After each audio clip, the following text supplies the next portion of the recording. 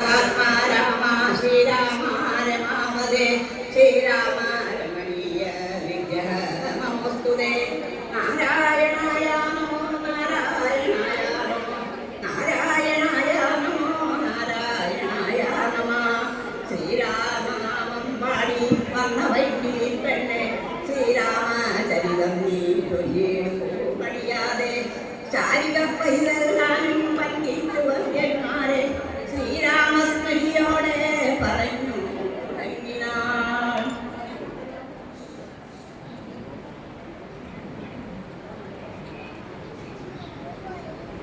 വായിക്കുന്നത് രാമായണമാണ് മക്കളെ. ഇത് ഭഗവാൻ ശ്രീരാമചന്ദ്രപ്രഭുവിന്റെ കഥകളാണ് ഇതില്. നമുക്ക് കേൾക്കണ്ടേ?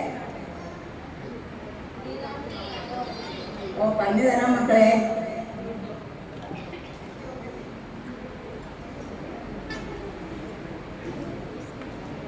അയോധ്യ രാജ്യത്ത് ദശരഥ മഹാരാജാവ് എന്നൊരു രാജാവുണ്ടായിരുന്നു.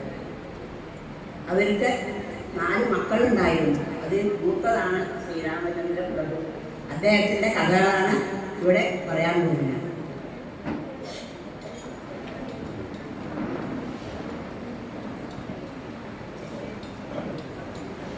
സൂര്യവംശത്തിന്റെ തലസ്ഥാനമായ അയോധ്യ സർവ ഐശ്വര്യങ്ങളാലും സമ്പന്നമായിരുന്നു.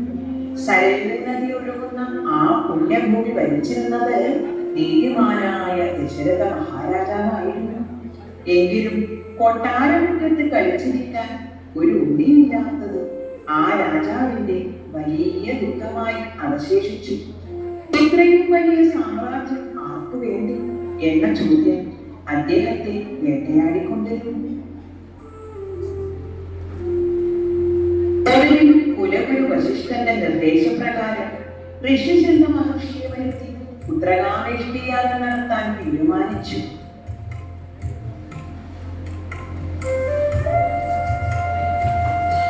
യാഗാഗ്നിയിൽ നിന്നും ഉയർന്നു വന്ന ദിവ്യപുരുഷൻ നൽകിയ പായസം പത്നിമാരായ കൗസല്യയും കൈകേയിയും സുമിത്രയും ഭക്തിപൂർവം സേവിച്ചു.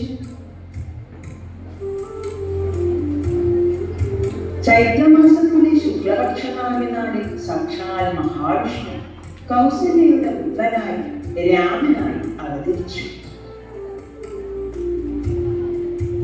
പിന്നാലെ ഭരതനും ലക്ഷ്മണനും ശത്രുഘ്നനും ജനിച്ചു.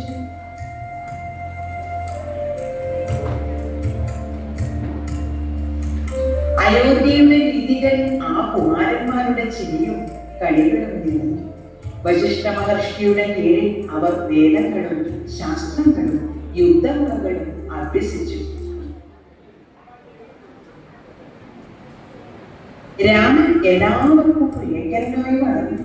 ലക്ഷ്മണൻ രാമന്റെ നിഴൽ പോലെ, ശത്രുഘ്നൻ ഭരതന്റെ ഉറ്റ ചങ്ങാതിയായി അയോധ്യയിലെ കൊട്ടാരമുറ്റത്തിൽ കൂടിക്കളിച്ചു. വിനയവും ധീരതയും ഒത്തുചേർന്ന ആ 4 കുമാരന്മാരും ദശരഥന്റെ കണ്ണിന് കുളിർമയായി.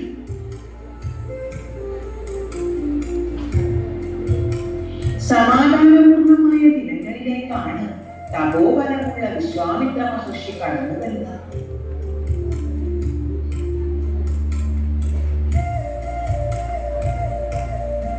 തന്റെ യാഗങ്ങൾ മുടക്കുന്ന താടക, മാരീചൻ, സുബാഹു എന്നീ രാക്ഷസരെ വധിക്കാൻ അദ്ദേഹം രാമന്റെ സഹായം തേടി. പ്രാണപ്രിയനായ മകനെ തിരിയാൻ വയ്യാതെ ദശരഥൻ വിറച്ചുപോയെങ്കിലും ഗുരുവായ വശിഷ്ഠന്റെ ഉപദേശപ്രകാരം രാമനെയും ലക്ഷ്മണനെയും മഹർഷിക്കൊപ്പം അയച്ചു.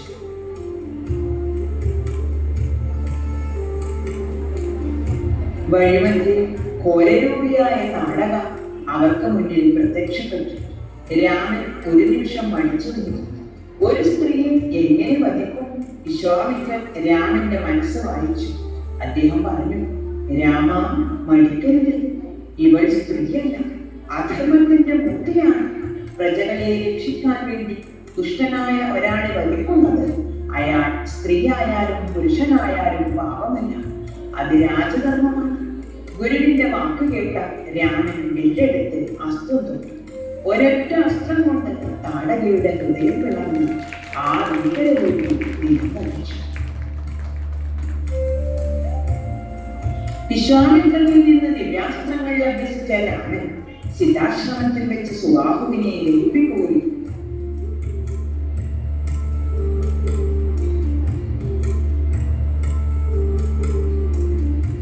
മാരീചനെ അസ്ത്രമുടയാൻ ദൂരേക്ക് ദർശിക്കുകയും ചെയ്തു. യാഗം വിജയകരമായി പൂർത്തിയാക്കി. യാഗരക്ഷയ്ക്ക് ശേഷം മഹർഷി കുമാരന്മാരെ ജനക മഹാരാജാവിന്റെ മിഥിലയിലേക്ക് കൊണ്ടുപോയി. യാത്രയ്ക്കിടെ ഗൗതമപത്നിയായ അഹല്യയുടെ ശാപകഥ വിശ്വാമിത്രൻ തുടർന്നു. അഹല്യയുടെ സൗന്ദര്യത്തിൽ മോഹിതനായ ദേവേന്ദ്രൻ ഒരു ദിവസം ഗൗതമ മഹർഷിയുടെ രൂപത്തിൽ വന്ന് അവളെ ചതിച്ചു. ഇതറിഞ്ഞ ഗൗതമ മഹർഷി കോപാകുലനായി അഹല്യ ശരിയായി മാറട്ടെ എന്ന് ശമിച്ചു. നിരപരാധിയാണെന്ന് കരഞ്ഞു പറഞ്ഞിട്ടും മഹർഷി കേട്ടില്ല. പിന്നീട് ശാന്തനായപ്പോൾ അദ്ദേഹം അവൾക്ക് ശാപമോക്ഷം നൽകി. ത്രേതായുഗത്തിൽ ദശരഥപുത്രനായ ശ്രീരാമന്റെ പാദസ്പർശം ഏൽക്കുമ്പോൾ അവൾക്ക് ശാപമോക്ഷം ലഭിക്കുകയാണ്. അങ്ങനെ അഹല്യയ്ക്ക് ശാപമോക്ഷം നൽകി അവരുടെ അനുഗ്രഹവും വാങ്ങി രാമനും ലക്ഷ്മണനും വിശ്വാമിത്രനോടൊപ്പം മിഥിലയിലേക്ക് യാത്ര തുടങ്ങി. മിഥില എന്ന മഹാനഗരിയിലേക്ക് രാമലക്ഷ്മണന്മാർ വിശ്വാമിത്രനോടൊപ്പം പ്രവേശിച്ചു. ജനക മഹാരാജാവ് അവരെ വലിയ സ്നേഹത്തോടെയും ബഹുമാനത്തോടെയും സ്വീകരിച്ചു. മിഥിലയിൽ വെച്ച് വജ്രസമാനമായ ആ ശിവധനുസ് ആർക്കും കുരയ്ക്കാനായി. എന്നാൽ വിശ്വാമിത്രന്റെ ആജ്ഞപ്രകാരം രാമൻ ആ വില്ല് അനായാസം ഉയർത്തുകയും ഞാനൊരിക്കൽ അത് രണ്ടായി ഒഴുകിച്ചു.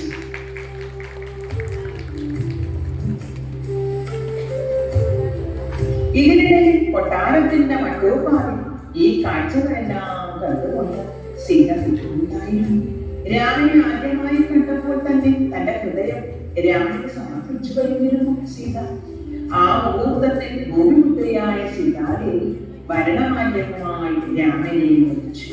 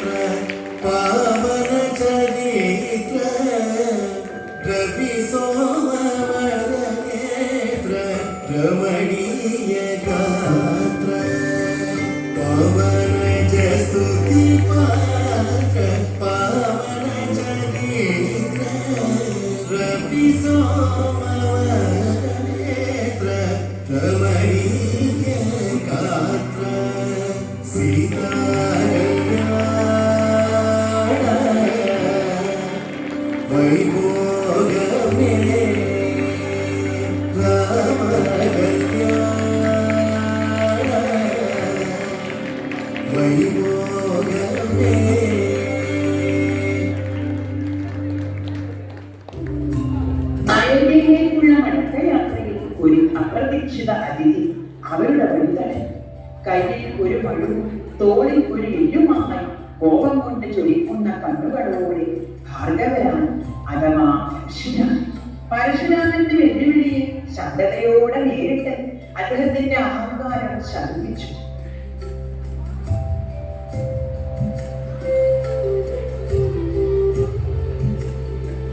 അയോധ്യയിലെ ജനങ്ങൾ തങ്ങളുടെ പ്രിയപ്പെട്ട രാമകുമാരനെ വധുവായ സീതയെയും ആഹ്ലാദപൂർവ്വം വരവേറ്റു.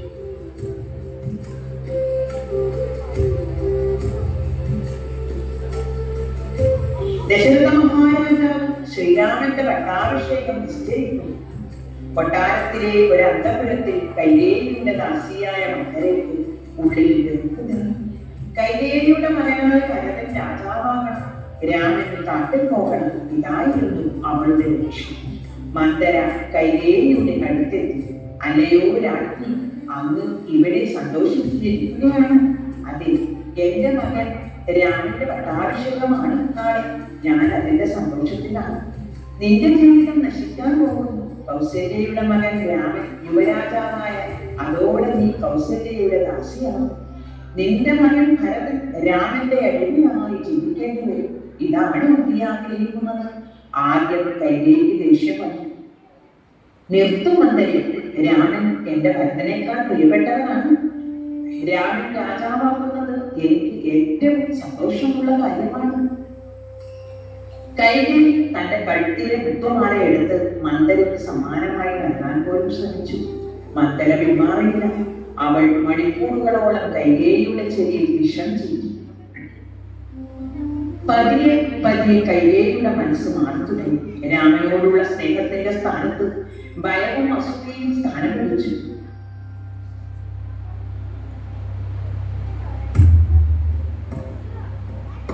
പട്ടാഭിഷേകത്തിന്റെ സന്തോഷവാർത്ത അറിയിക്കാൻ വന്ന ദശരഥൻ കൈകേയിയെ ആ കോലത്തിൽ കണ്ട് ഞെട്ടിപ്പോയി. പണ്ട് പറഞ്ഞ 2 വരങ്ങൾ എനിക്ക് ഇപ്പോൾ വേണം. ചോദിച്ചോടും ദശരഥൻ പറഞ്ഞു. ഒന്ന്, ഭരതനെ യുവരാജാവായി അഭിഷേകം ചെയ്യണം. രണ്ടാമത്തെ വരം, രാമൻ 14 വർഷം വനവാസം നടത്തണം. ആ വാക്കുകൾ ഒരു ഇടിമുഴക്കം പോലെ ദശരഥന്റെ ഹൃദയത്തിൽ തറച്ചു. കൈകേയിയുടെ ക്രൂരമായ വാക്കുകൾ ആ കൊട്ടാരത്തിൽ മുഴുവൻ. കൈകേയിയുടെ നിർദ്ദേശപ്രകാരം സുമന്ത്രൻ രാമനെ വിളിച്ചു കൊണ്ടുവരാൻ പോയി. രാമൻ പറഞ്ഞു. ഒരു ഭാവമാറ്റവും ഇല്ലായിരുന്നു. പുഞ്ചിരിയോടെ രാമൻ പറഞ്ഞു. ഭരതൻ രാജാവാകുന്നതിൽ എനിക്ക് അതിയായ സന്തോഷമുണ്ട്. രാജ്യത്തിന്റെ കാര്യങ്ങളും സുഖങ്ങളും എനിക്ക് വലുതല്ല. അച്ഛന്റെ വാക്ക് മാറ്റുന്നതിനാണ് എന്റെ ധനം. ഞാൻ ഇപ്പോൾ തന്നെ വനവാസത്തിന് തയ്യാറാണ്. രാമൻ അച്ഛന്റെ പാദങ്ങളിൽ നമസ്കരിച്ചു. വനവാസത്തിന് പോവുകയാണെന്ന വാർത്ത കേട്ടപ്പോൾ കൗസല്യയുടെ ഹൃദയം തകർന്നു. അവർ നിലവിളിച്ചുകൊണ്ട് പറഞ്ഞു. രാമ, ഇത് ഞാൻ കേൾക്കുന്നത് സത്യമാണ്. നിന്നെ പിരിഞ്ഞ് ഞാൻ എങ്ങനെ ജീവിക്കും? രാമൻ അമ്മയെ ആശ്വസിപ്പിച്ചു. അമ്മേ, അച്ഛൻ ഇപ്പോൾ തന്നെ ദുഃഖം കൊണ്ട് തളർന്നിരിക്കുകയാണ്. ഈ സമയത്ത് അമ്മയും അദ്ദേഹത്തെ വിട്ടുപോയാൽ അച്ഛനെ ശുശ്രൂഷിച്ച് ഇവിടെ കഴിയേണ്ടത് അമ്മയുടെ ധർമ്മമാണ്.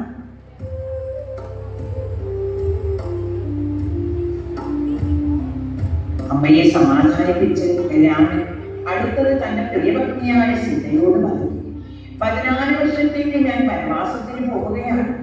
ഇത് കേട്ട സീതയുടെ കണ്ണുകളിൽ ദുഃഖമായിരുന്നില്ല, ദൃഢനിശ്ചയമായി. അങ്ങില്ലാത്ത സ്വർഗം പോലും എനിക്ക് വേണ്ട. അങ്ങ് പോകുന്നിടമാണ് എനിക്ക് അയോധ്യ.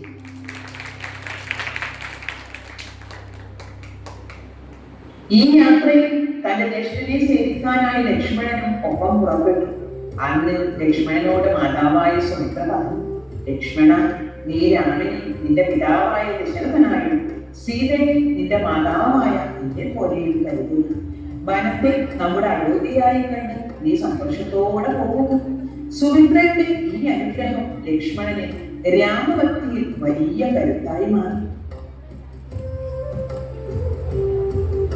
ദശരഥന്റെ തേനാളിയായ സുമത്ര കണ്ണീരോടെ രാമനെ വനത്തിലേക്ക് കൊണ്ടുപോകുന്നു.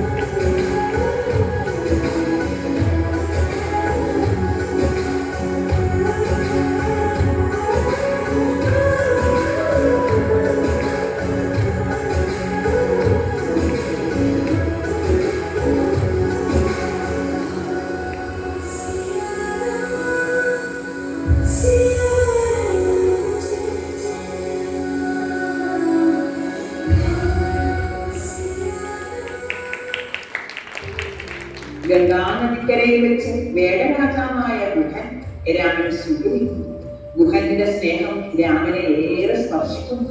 പിന്നീട് ഗുഹൻ തോണിയിൽ അവരെ ഗംഗാനദിയുടെ മറുകരയിൽ എത്തിച്ചു.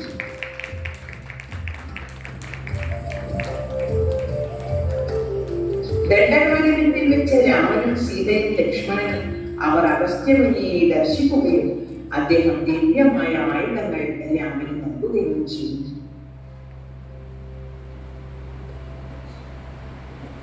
ഈ സമയത്ത് ഭരതനും ശത്രുഘ്നനും അയോധ്യയിൽ ഉണ്ടായിരുന്നില്ല. അയോധ്യയിലെ ശ്മശാന മൂകതയും അച്ഛന്റെ മരണവാർത്തയും രാമൻ കാട്ടിപ്പോയ വിവരവും അറിഞ്ഞപ്പോൾ ഭരതൻ തകർന്നുപോയി. തന്റെ അമ്മയാണ് ഇതിനെല്ലാം കാരണമെന്ന് അറിഞ്ഞപ്പോൾ ഭരതന്റെ കോപം മടക്കാനായില്ല.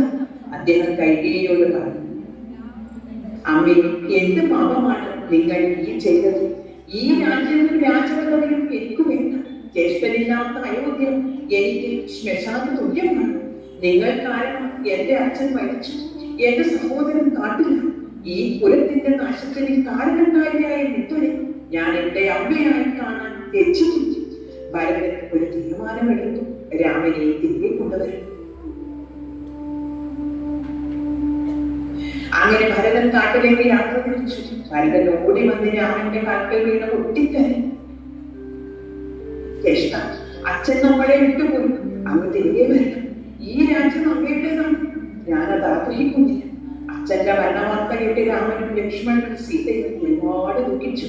എന്നാൽ തിരികെ വരാനുള്ള ഭരതന്റെ അഭ്യർത്ഥന രാമൻ സ്നേഹപൂർവ്വം നിരസിച്ചു. അച്ഛന്റെ വാർത്ത പാലിക്കുക എന്നതാണ് ഒരു മകന്റെ ഏറ്റവും വലിയ ധർമ്മം. 14 വർഷം കഴിഞ്ഞ് ഞാൻ മടങ്ങി വരും. അതുവരെ അയോധ്യയുടെ രാജാവായി നിൽക്കും. അതിന്റെ ആജ്ഞയാണ്. ഭരതൻ കരഞ്ഞുകൊണ്ട് പറഞ്ഞു, ജ്യേഷ്ഠനില്ലാത്ത സിംഹാസനത്തിൽ ഞാൻ ഇരിക്കില്ല. അങ്ങ് വരുന്നത് വരെ അങ്ങയുടെ പാദകങ്ങളെ സിംഹാസനത്തിൽ വെച്ച് ഒരു സേവകനായി ഞാൻ രാജ്യം ചെയ്യണം. ഭരതൻ കണ്ണീരോടെ അയോധ്യയിലേക്ക് മടങ്ങി.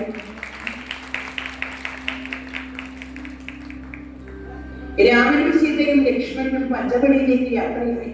ഈ യാത്രയ്ക്കിടയിലാണ് കഴുകൻ രാജാവായ ജടായുവിനെ രാമൻ പരിചയപ്പെടുന്നത്.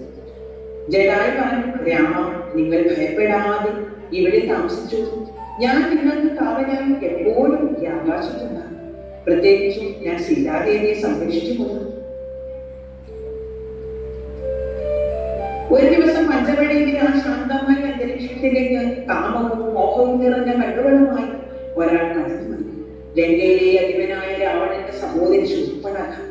അവൾ ആ വനത്തിലൂടെ യഥേഷ്ടം സഞ്ചരിക്കുകയായിരുന്നു. അപ്പോഴാണ് അവൾ അതിസുന്ദരനായ തേജസ്വിയായ രാമനെ കാണുന്നത്. കണ്ട മാത്രയിൽ അവൾക്ക് രാമനോട് അടക്കാനാവാത്ത മോഹം തോന്നി. രാമന്റെ അടുക്കൽ വന്ന് ചോദിച്ചു, അല്ലയോ സുന്ദരകുമാര, നിങ്ങൾ ആരാണ്? ഞാൻ രാമൻ, ദശരഥപുത്രൻ. ഞാൻ അങ്ങേ അന്യത്തെയാണ്. നമുക്ക് വിവാഹിതനാണോ? ഞാൻ വിവാഹിതനാണ്. ഇതാണ് എന്റെ പത്നി സീത. എന്റെ ധർമ്മം അനുസരിച്ച് എനിക്ക് മറ്റൊരു സ്ത്രീയെ ഭാര്യയായി സ്വീകരിക്കാൻ കഴിയില്ല. എന്റെ പിതാവിന്റെ വാക്ക് പാലിക്കാൻ വനവാസത്തിന് വന്നതാണ് എന്ന് ക്ഷണിക്കുക. അവൾ പിന്നീട് ലക്ഷ്മണനെ സമീപിച്ചു. ഹേ വീര, എന്നെ വിവാഹം കഴിക്കാമോ? ലക്ഷ്മണൻ ഗൗരവത്തോടെ മറുപടി പറഞ്ഞു, ദേവി, ഞാൻ എന്റെ ജ്യേഷ്ഠന്റെ ദാസനാണ്. എന്നെ വിവാഹം കഴിച്ചാൽ നിങ്ങളും ഒരു ദാസിയായി ജീവിക്കേണ്ടി വരും. ശൂർപ്പണഖയ്ക്ക് കോപം വന്നു. അവൾ അപമാനിതയായി. ദുഷ്ടചിന്തയോടെ ശൂർപ്പണഖ സീതയുടെ പേര് പാലെടുത്തു. അടുത്ത നിമിഷം ലക്ഷ്മണൻ തന്റെ വാളെടുത്ത് സീതയെ ആക്രമിക്കാൻ വന്ന അവളുടെ മൂക്കും സ്ഥലങ്ങളും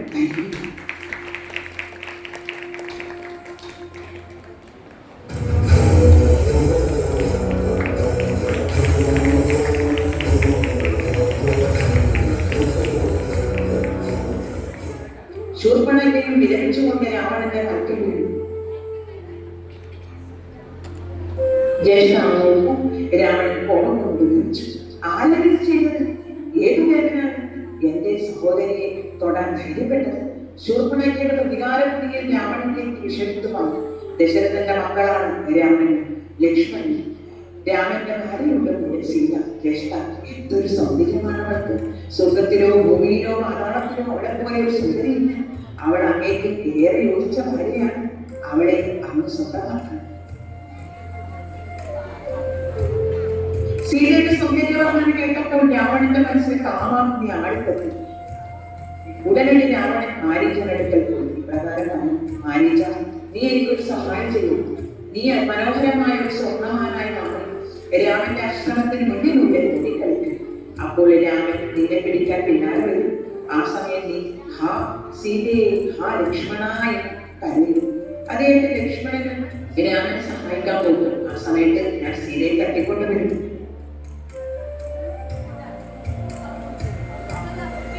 അങ്ങനെ നായകുമാരനായ മാരീചൻ പഞ്ചവടിയിലെത്തി.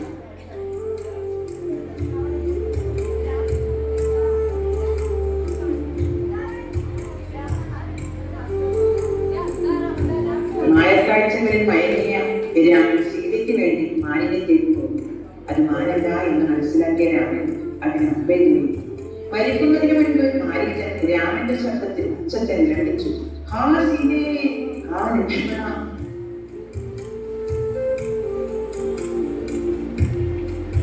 ആ കരച്ചിൽ പഞ്ചവടിയിലുള്ള സീതയുടെയും ലക്ഷ്മണന്റെയും കാലുകളിൽ മുഴങ്ങിട്ടു. അത് കേട്ട് സീതയുടെ ഹൃദയം വിടഞ്ഞു. അവർ ലക്ഷ്മണനോട് പറഞ്ഞു, ലക്ഷ്മണ കേട്ടില്ലേ, ജ്യേഷ്ഠന്റെ ആപത്തിനാണ്, വേഗം പോയി അദ്ദേഹത്തെ രക്ഷിക്കൂ. ലക്ഷ്മണൻ തോന്നുന്നതിന് മുൻപ് തന്റെ അസ്ത്രം കൊണ്ട് മുകളിന് ചുറ്റും ഒരു രേഖ വരച്ചു. എന്നിട്ട് പറഞ്ഞു, ജ്യേഷ്ഠത്തി, എന്ത് സംഭവിച്ചാലും ഈ രേഖയ്ക്ക് പുറത്തു വരരുത്. ഈ രേഖയ്ക്കുള്ളിൽ അത് സുരക്ഷിതയായിരിക്കും. അതാണ് ലക്ഷ്മണൻ. ലക്ഷ്മണൻ പോയതോടെ കപ്പശാലയിൽ സീത തനിച്ചായി. ഈ അവസരത്തിനായി കാത്തിരുന്ന രാവണൻ ഒരു സന്യാസിയുടെ വേഷം ധരിച്ച് കയ്യിൽ ഒരു ഭിക്ഷാപാത്രവുമായി പർമ്മശാലയുടെ വാതിൽക്കൽ വന്നു.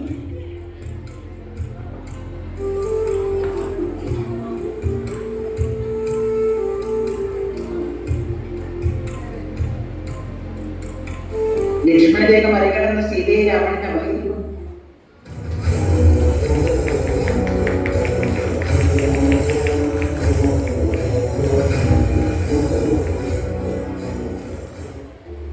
സീതയെ നഷ്ടപ്പെട്ട ദുഃഖത്തിൽ രാമൻ തളർന്നു.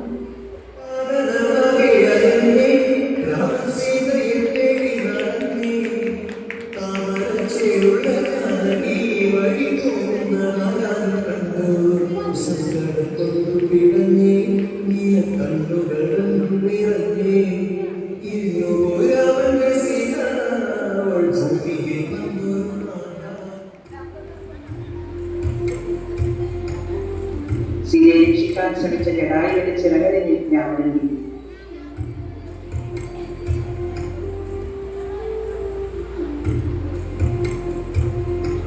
അതുവഴി സീതയെ അന്വേഷിച്ചു വന്ന രാമനും ലക്ഷ്മണനും അവർ രക്തത്തിൽ കുളിച്ചു കിടക്കുന്ന ജടായുവിനെയും മരിക്കുന്നതിന് മുൻപ് ജടായു നടന്നതെല്ലാം അവരോട് പറഞ്ഞു.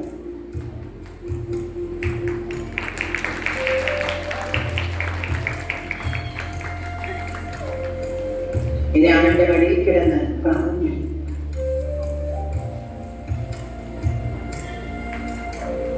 സീതയെ തേടിയുള്ള യാത്രയിൽ രാമൻ കബന്ധൻ എന്ന അസുരന് മോക്ഷം നൽകി.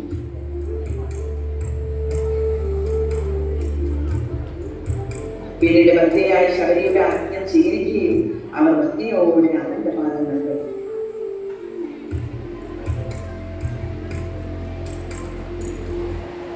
താൻ കുഴിച്ചു നോക്കി മാറ്റിവെച്ച ആ പഴങ്ങൾ രാമന് മറ്റുള്ളവർക്ക് അത് എച്ചിലായി തോന്നാമെങ്കിലും രാമൻ ആ അമ്മയുടെ ഭക്തിയാണ് കണ്ടത്. അദ്ദേഹം സന്തോഷത്തോടെ ആ പഴങ്ങൾ കഴിച്ചു. ശബരിക്ക് മോക്ഷം നൽകി.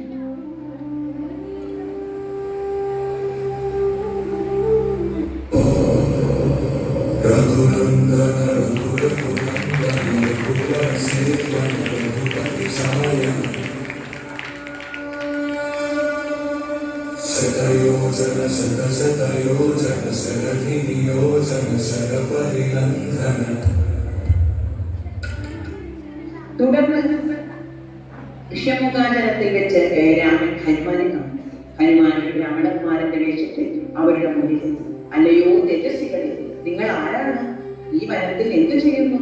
രാമനും ലക്ഷ്മണൻ തങ്ങളുടെ കച്ചവട രാമൻ എന്ന പേര് കേട്ടത് ഹനുമാന് മനസ്സിലായി.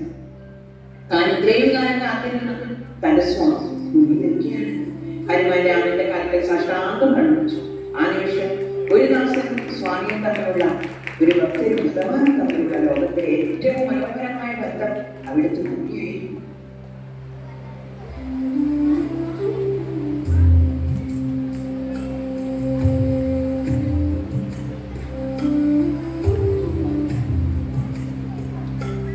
ഹനുമാൻ രാമനെ സുഗ്രീവനിലേക്ക് നയിക്കുന്നു. ഭാര്യയെ കെട്ടിയെടുത്ത തന്റെ സഹോദരൻ ഭാര്യയെ വെറുക്കാൻ രാമൻ സുഗ്രീവനെ സഹായിക്കുന്നു. പ്രത്യുപകാരമായി സുഗ്രീവൻ വാനരസേനയെ സീതയെ തിരിയാൻ നോക്കി.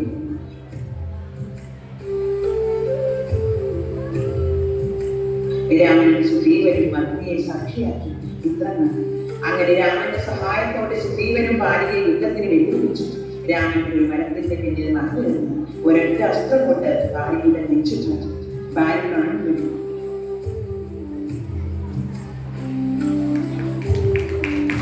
സീതാംബരം കേട്ട് തെക്കോട്ട്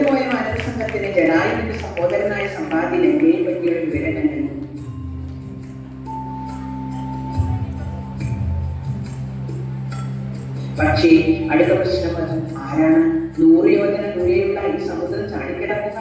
പക്ഷേ ആർക്കും 100 യോജന കിടക്കാൻ കഴിയുമായിരുന്നില്ല. ഒടുവിലാണ് ജാമ്പവാൻ ഹനുമാനോട് അദ്ദേഹത്തിന് മറന്നുപോയ കഴിവുകളെ കുറിച്ച് ഓർമ്മിക്കുന്നത്.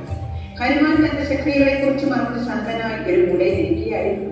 ഒരു ശാപം കാരണമായിരുന്നു ഋഷിമാർ അദ്ദേഹത്തെ ശപിച്ച്, നിന്റെ ശക്തികളെ കുറിച്ച് നീ മറന്നു പോകട്ടെ, മറ്റൊരാൾ ഓർമ്മിക്കുമ്പോൾ മാത്രം നിനക്ക് ആ ശക്തികൾ തിരികെ ലഭിക്കും. ജാമ്പവാൻ ആ ശാപത്തെ കുറിച്ച് ഓർത്തു. അദ്ദേഹം ഹനുമാന്റെ അടുത്ത് ചെന്ന് അദ്ദേഹത്തെ പുകഴ്ത്താൻ തുടങ്ങി. അല്ലയോ പവനപുത്ര, നീ എന്തിനിങ്ങനെ മൗനമായിരിക്കുന്നു? നീ വായുദേവന്റെ പുത്രനാണ്, രുദ്രന്റെ അവതാരമാണ്. നിനക്ക് അസാധ്യമായ ഒന്നുമില്ല. നിന്റെ ശക്തികളെ കുറിച്ച് നീ ഓർക്കുക. ഈ സമുദ്രം ചാടി കടക്കാൻ നിനക്കല്ലാതെ മറ്റാർക്കാണ് സാധിക്കുക? ജാമ്പവാന്റെ വാക്കുകൾ കേട്ടത് ഹനുമാന്റെ ഉള്ളിൽ ഉറങ്ങിക്കിടന്ന ശക്തി കഴിഞ്ഞു.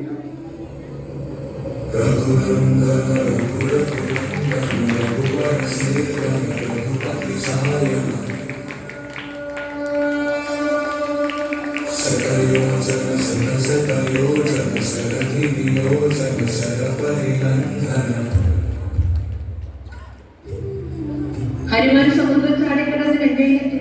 ലങ്കയുടെ കാവൽക്കാരിയായ ലങ്കിനി ഹനുമാൻ തന്റെ ഇടതു കൈ കൊണ്ട് ഒരേട്ട് ഇടിച്ച് അവിടെ നിലത്തു വീണു.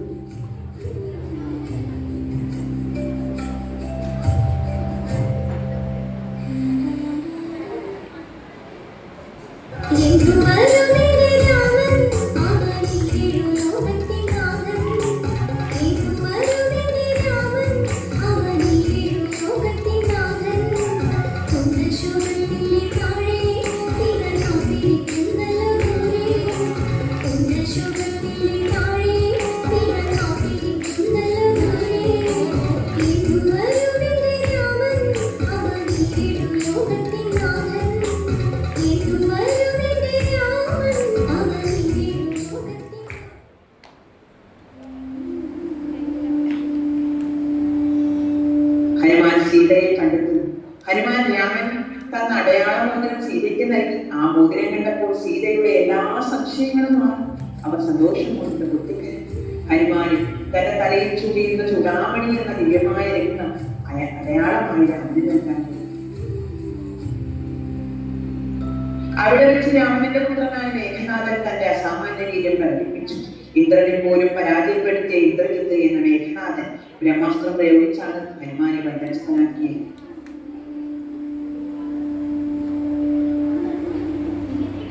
അദ്ദേഹത്തെ കയറുകൊണ്ട് വലിഞ്ഞിരുത്തി രാവണന്റെ സഭയിലേക്ക് വലിച്ചടിച്ചു കൊണ്ടുവന്നു.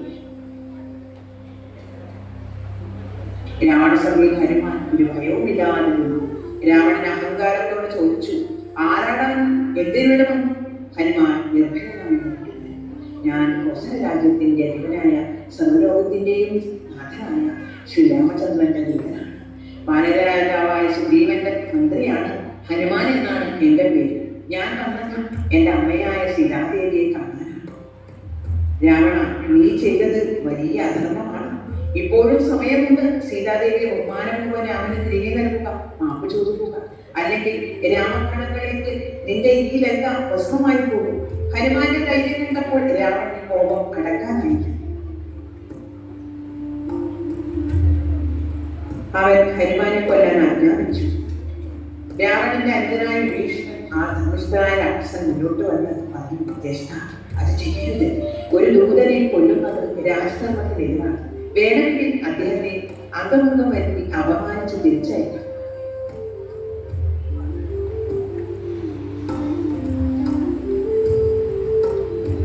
രാവണന് അത് ശരിയാണെന്ന് തോന്നി.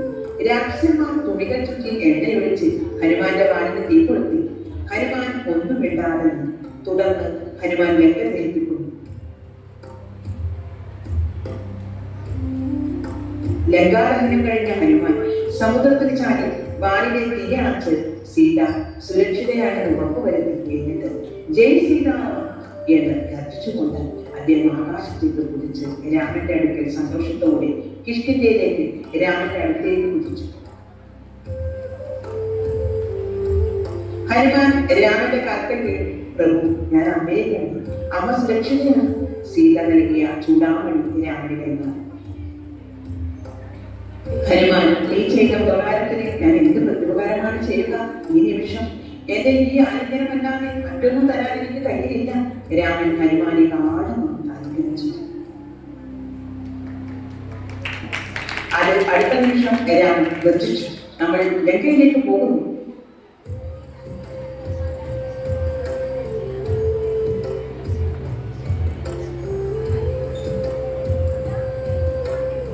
രാമൻ സേതുബന്ധനം നടത്തുന്നതിന്റെ നീതിമാനായ വിഭീഷണൻ രാമപക്ഷത്ത് ചെയ്യുന്നു. ഘോരമായ യുദ്ധം നടന്നു. ആ മഹായുദ്ധം ആരംഭിച്ചു. രാവണന്റെ പ്രിയപുത്രൻ മേഘനാഥൻ തന്റെ മായായുധം മുടക്കള വാനരസേനയെ വിറപ്പിച്ചു. ഈ യുദ്ധത്തിനിടയിൽ മേഘനാഥന്റെ ശക്തമായ ആയുധമേറ്റ് ലക്ഷ്മണൻ അബോധാവസ്ഥയിലാണ്. ലക്ഷ്മണനെ രക്ഷിക്കാൻ ഔഷധങ്ങളുമായി വരാൻ ഹനുമാൻ നിയോഗിക്കപ്പെട്ടു. എന്നാൽ ഔഷധം തിരിച്ചറിയാൻ കഴിയാതെ വന്നപ്പോൾ ഹനുമാൻ മൃതസഞ്ജീവനി അടങ്ങുന്ന ആ വലിയ വലുത്വാപർവ്വതം തന്നെ കൈവരികയും ആകാശത്തിരിക്കുന്നത്. ആ ഔഷധത്തിന്റെ മണം എത്തലോടെ ലക്ഷ്മണനും വാനരവീരന്മാരും പുലർജീവൻ പ്രാപിച്ചു.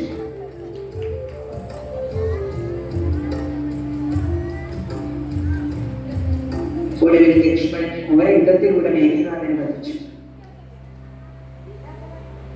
ഒടുവിൽ രാവണനും രാമനും തമ്മിലുള്ള അന്തിമ യുദ്ധം ആരംഭിച്ചു.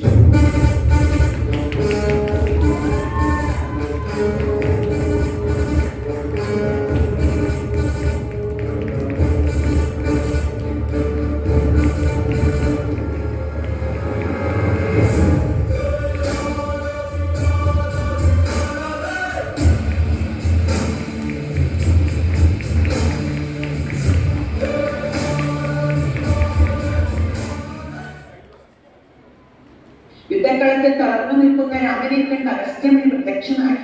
ശത്രുവിനെ ജയിക്കാനായി അദ്ദേഹം രാമന് ഏറ്റവും ശക്തമായ ആദിത്യ ഹൃദയം എന്ന മന്ത്രം ഉപദേശിച്ചു. സർവപാപങ്ങളും നശിപ്പിക്കുന്ന ആ സ്തോത്രത്തെ ജപിച്ച് ആദിത്യദേവനെ പ്രാർത്ഥിച്ചതോടെ രാമനെ അധികമായി നിർത്തി ചെയ്യുന്നു. അഗസ്ത്യമുനി ഉപദേശിച്ച ആദിത്യമന്ത്രത്തിന്റെ കരുത്തിൽ രാമന്റെ അമ്മയ്ക്ക് രാവണൻ വീണു.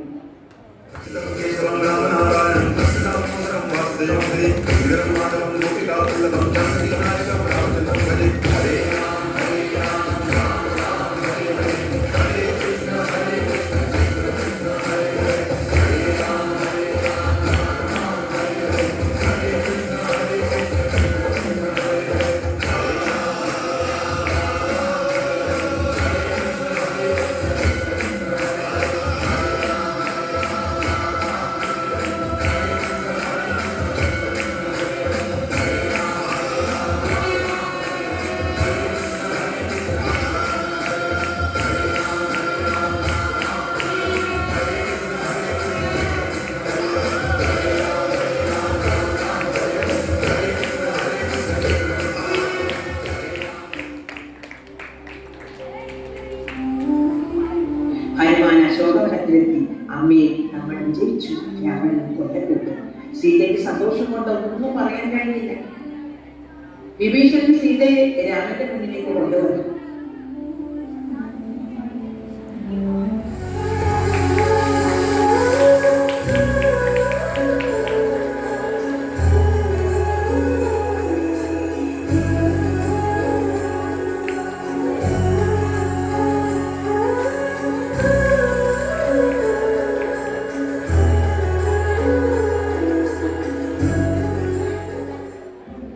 എന്നാൽ സീതയുടെ പരിശുദ്ധി തെളിയിക്കാൻ അഗ്നിദേവൻ സാക്ഷിയായി അഗ്നിപരീക്ഷ നടത്തി.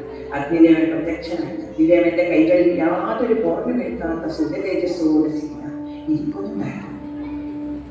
സീതയെ സന്തോഷത്തോടെ ചേർത്ത് പിടിച്ചുകൊണ്ട് രാമൻ ലോകത്തോട് പറഞ്ഞു, സീത പരിശുദ്ധയാണെന്ന് എനിക്ക് നേരത്തെ അറിയാമായിരുന്നു. എന്നാൽ ലോകം അവളെ സംശയിക്കാൻ ഇടവരുന്നത്. അവൾ അഗ്നിയിൽ പ്രവേശിച്ച് പുറത്തു വരുന്നത് കണ്ട ലോകത്തിന് ഇനി സീതയെ കുറിച്ച് ഒരു സംശയം ഉണ്ടാവില്ല. സൂര്യന് പ്രഭയെന്ന പോലെ സീത എന്നും എന്തെന്നാണ് രാമൻ അയോധ്യയിലെത്തി.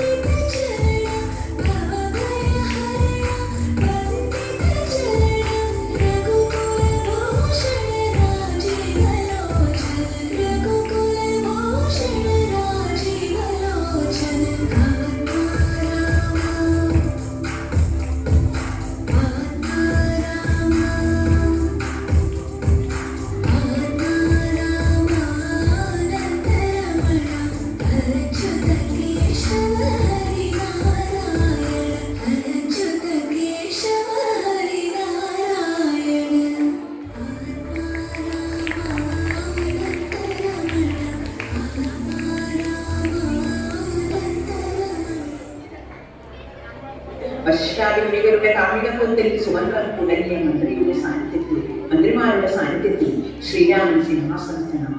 അതോടെ ലോകം മുഴുവൻ ധർമ്മവും സമാധാനവും നിറഞ്ഞ രാമരാജ്യം പിറകിലെത്തുന്നു. അയോധ്യയുടെ അധിപനായിട്ടും പിതൃവാക്യ പരിപാലനത്തിനായി സർവ്വസുഖങ്ങളും ഉപേക്ഷിച്ച് നാട്ടിലേക്ക് പുറപ്പെട്ട ത്യാഗശീലനാണ് ശ്രീരാമചന്ദ്രൻ. കരുണയുടെ കടലായ സത്യം മാത്രം ശീലിച്ച ആ മഹാരാജാവിന്റെ ജീവിതം ഓരോ മനുഷ്യനും വഴികാട്ടിയാണ്. നന്മയുടെയും സ്നേഹത്തിന്റെയും ആ രാമചൈതന്യം ഇന്ന് ഈ വേദിയിൽ നമ്മുടെ രാമാമൃതം കുരുന്നുകളിലൂടെ വീണ്ടും പുനർജനിച്ചു.